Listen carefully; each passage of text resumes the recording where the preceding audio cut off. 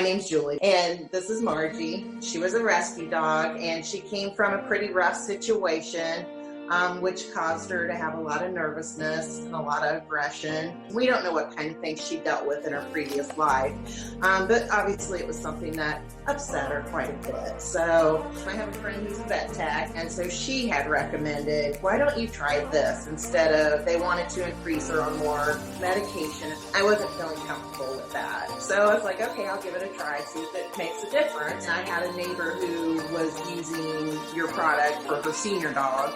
Started her on it. I was like, well, we'll see. Wasn't real sure. I would say it was probably a good 2 to 3 weeks in. I just think it was just kind of one of those moments where we were all hanging out in the living room and just the way she was acting, and we were kind of like, seems like she's even a little bit better, and this is nice.